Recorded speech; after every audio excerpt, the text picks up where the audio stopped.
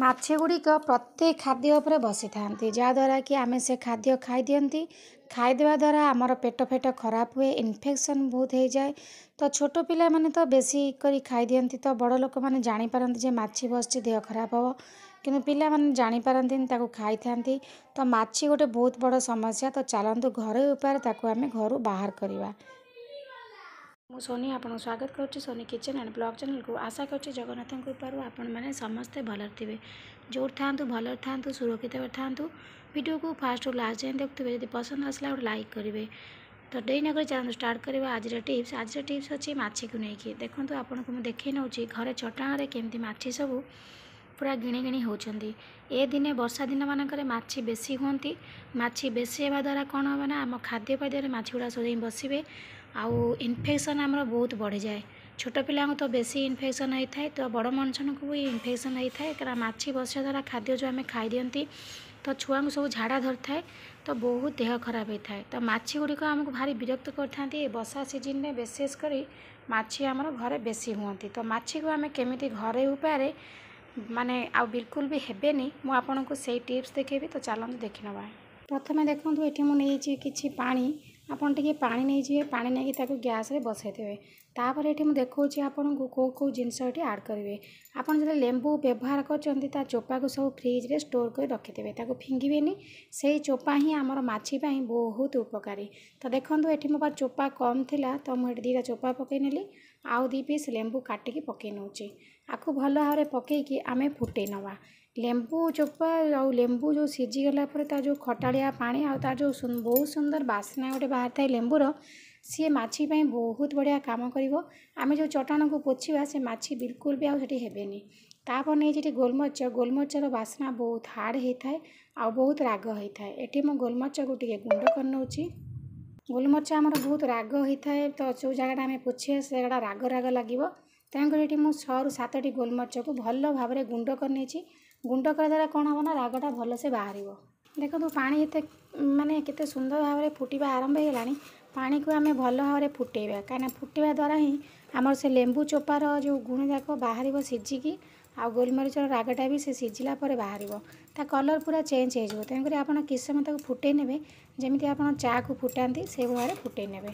ବହୁତ ବଢ଼ିଆ ସ୍ମେଲ୍ ହେବ ଗୋଲମରିଚ ଆଉ ଲେମ୍ବୁର, ଆଉ ତା ସହିତ ତାର ଗୁଣ ଯାକ ସବୁ ସିଝିକି ବାହାରି ପଡ଼ିବ। ଛୋଟ ପିଲାମାନେ ସାଧାରଣତଃ ତଳେ ଘୋଷାରି ହେଇକି ହାମ୍ବୁଡ଼େଇକି ଖେଳିଥାନ୍ତି, ତ ସେଠି ମାଛି ଫାଛି ବୁଲନ୍ତି। ଯେକୌଣସି ଖାଦ୍ୟ ପଡ଼ିଥାଏ ଛୋଟ ପିଲାମାନେ ସାଙ୍ଗେ ସାଙ୍ଗେ ଆଣିକି ପାଟିରେ ମାରିଦିଅନ୍ତି।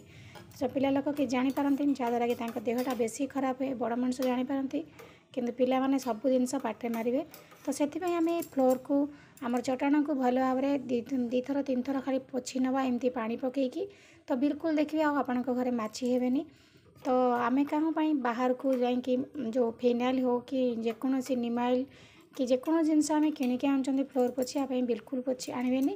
ଏମିତି ଘରେ ପ୍ରସ୍ତୁତ କରନ୍ତୁ, ଦେଖିବେ ଆକୁ କିଛି ଦିନ ଷ୍ଟୋର୍ କରିକି ଆପଣ ରଖିପାରିବେ, ବହୁତ ବଢ଼ିଆ କାମ ବି କରିବ। ତ ଦେଖନ୍ତୁ ଏଠି ମୁଁ ଭଲ ଭାବରେ ତାକୁ ପ୍ରଥମେ ସିଝେଇ ନେଉଛି।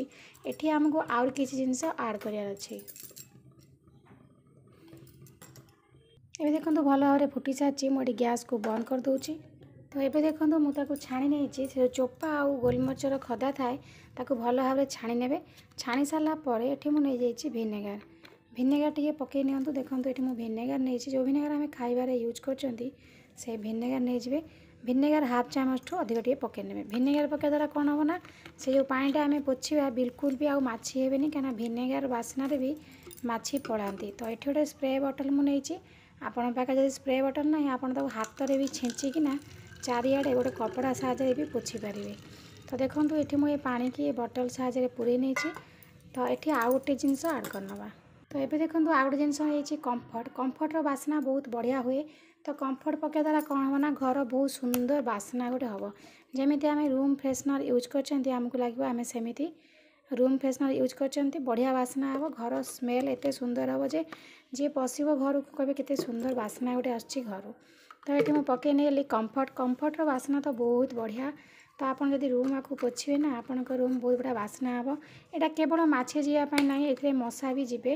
मशा माछी जी पोकजोक अच्छा सब जी टिके हलैदेवा कहीं कंफर्ट पकई तो आपको आपणकर घरे जेको जगार कांथ हो कि खट बाड़ हो मसूरी थी से सब जगार आपको स्प्रे करें स्प्रे द्वारा कौन हम ना माछी बसबेनी मशा भी बसबेनी पोकजोक जेकोसी असरपा फसरपा जहाँ हूँ ये जो बैड स्मेल जो गोलमरीच पड़ी लेंबू पड़ी भिनेगार पड़ी बहुत ये लगे से बासना गुड़ाक से मैंने दूरे जाए तो बारंबार आपणकर जो फ्लोर को भल भाव पोछंतु तो चलतु मैं देखे नौ देखो रोसई गैस रे आम जो पोछापोछी कर सारिकी रोसई कर सारी माछी किसी खाद्य रही जाए तो सेठी भी माछी पड़े तो आम से साइड मानक आपको भल भाव स्प्रे करनवा स्प्रे करके पोछीदेवा जहाँद्वारा कि से बास्नारे आपणकर रोसई गैस उपरकू आउ साइड को बिल्कुल भी माछी आसबेनी आम खाद्य बनला बेले रोसई गैस पाखे जब माछी बसती से खाद्य बसती तो खाद्य जाक आमर माने इन्फेक्शन हुए स्वास्थ्य खराब रुहे से माछी बसवा खाद्य को आम खाई था माछी से हगी था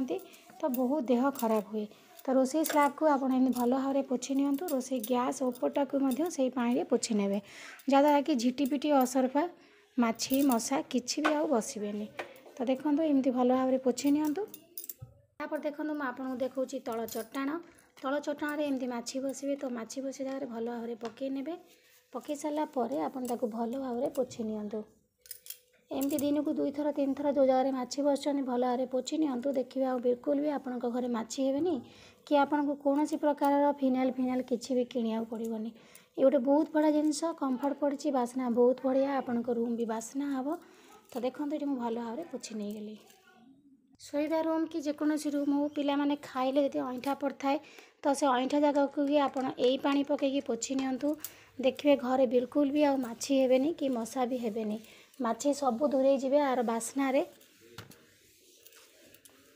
आउ जेकोसी कांथ आउ खटबाड़ मसूरी अच्छी सबुआड़े आपको स्प्रे कर नियंतु तो देखो आज वीडियो आपको निश्चित भाव में पसंद आसो पसंद आसते लाइक करेंगे फ्रेंड सहित शेयर करेंगे आ चैनल जब नुआ अच्छा चैनल गोटे सब्सक्राइब करने तो आज विदाय नौ पुणी देखा आप सहित नेक्स्ट वीडियो से पर्यंत रोचे नमस्कार जय जगन्नाथ।